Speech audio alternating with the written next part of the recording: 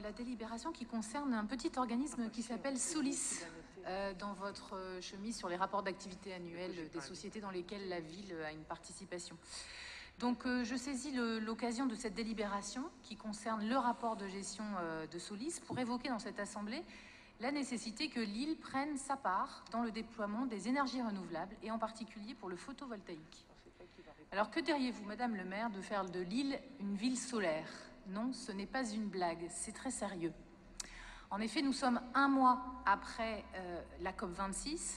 Nous avons tous en tête, vous, Madame le maire, vous tous, chers collègues, et nous, bien sûr, les élus du groupe Faire Respirer Lille, l'impérieuse nécessité de faire face à l'urgence climatique et de prendre nos responsabilités comme citoyens chaque jour et comme acteurs publics avec des décisions fortes à prendre dès maintenant.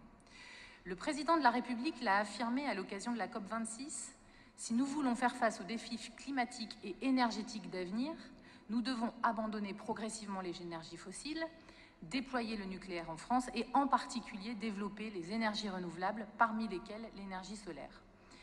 La proportion d'électricité d'origine photovoltaïque n'est déjà pas très fameuse en France.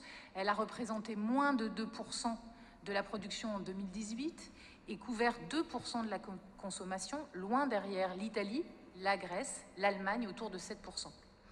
Dans les Hauts-de-France, où la grisaille n'empêche pourtant pas un rendement équivalent à celui de la région lyonnaise, elle ne couvrait que 0,4% de la production régionale. Une certaine dynamique, pourtant, existe dans notre métropole autour du photovoltaïque. Entre 2017 et 2021, le nombre d'installations a augmenté de 45%, c'est déjà pas si mal. Lille représente 0,54% de la puissance solaire des Hauts-de-France, avec quand même 205 installations sur notre territoire, sur les 3000 de la MEL. Alors parmi ces 205 projets lillois, il y en a quelques-uns qu'il faut valoriser. Je pense d'abord, bien sûr, à l'aide municipale à l'installation des panneaux solaires pour l'autoconsommation.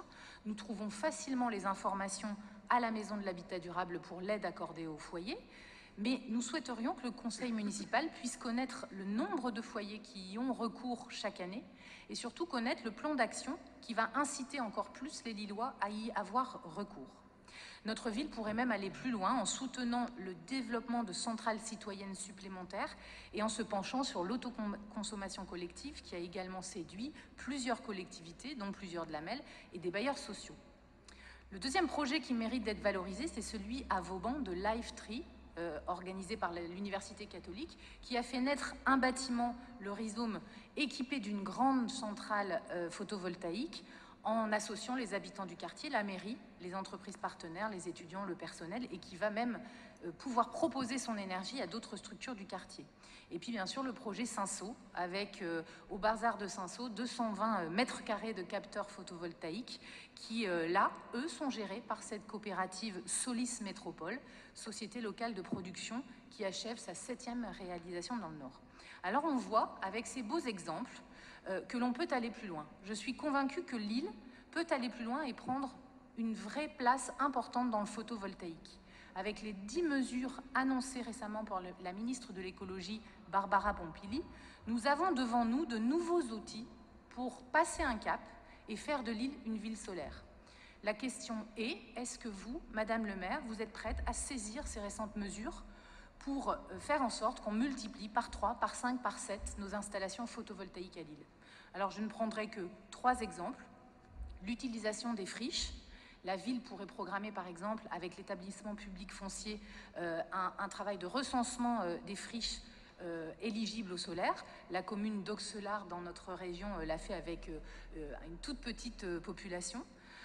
On pourrait aussi recenser les entrepôts et les parkings qui répondent à la nouvelle obligation d'installation de panneaux photovoltaïques. Et puis, le ministère a financé à hauteur de 5 millions d'euros sur 3 ans un réseau de conseillers spécialisés qui vont apporter leur aide aux collectivités à partir du début de l'année 2022. Il faut que nous soyons prêts très rapidement à leur faire des propositions pour saisir ces financements et accompagner les entreprises et les collectivités qui veulent agir.